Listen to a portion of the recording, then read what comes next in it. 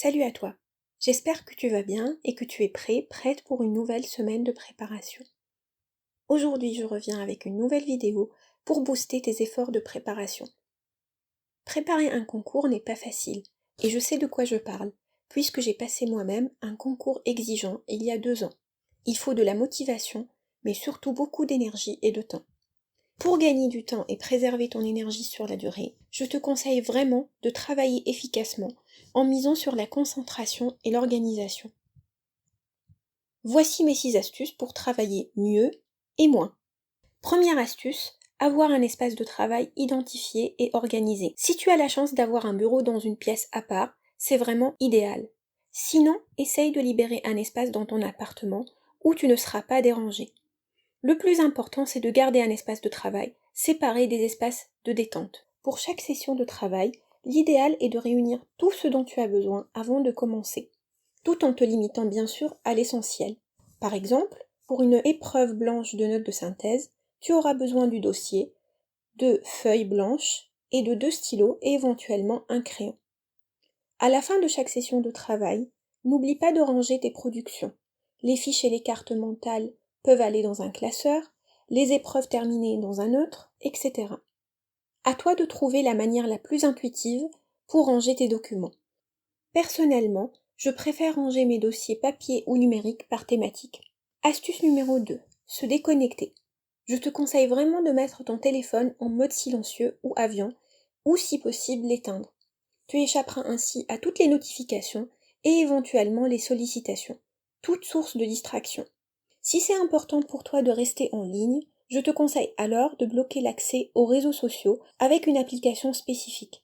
Évite de poser le téléphone sur ton bureau, le mieux est de le laisser à bonne distance. Astuce numéro 3.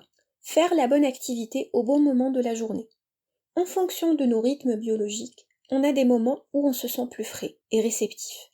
Étant matinale, je réservais samedi et dimanche matin aux apprentissages, les débuts d'après-midi à la lecture de la presse nationale et spécialisée, et je m'entraînais souvent l'après-midi sur des épreuves blanches. Astuce numéro 4. Fixer des objectifs réalistes pour chaque session de travail. Trouver la motivation pour se mettre au travail, c'est bien. Être au clair sur tes objectifs et les étapes nécessaires pour les atteindre, c'est encore mieux. Cela te permet de prioriser tes tâches et de te concentrer sur une tâche à la fois. Si tu veux t'attaquer par exemple aux finances locales, quelles sont les thématiques que tu dois maîtriser? Combien de temps il te faut pour lire les ouvrages, synthétiser tes apprentissages dans des fiches ou des cartes mentales, et faire un point sur l'actualité en la matière. En anticipant les tâches et le temps nécessaire pour les accomplir, tu sauras fixer des objectifs et un planning réaliste. Astuce numéro 5. Travailler par intervalle. Difficile de travailler en continu et sans interruption, car on perd vite la concentration. Le mieux est d'alterner temps de travail et temps de pause.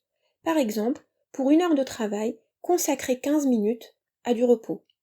Tu peux profiter de tes pauses pour t'hydrater, faire quelques étirements dans ton appartement ou faire quelques pas dans ton jardin.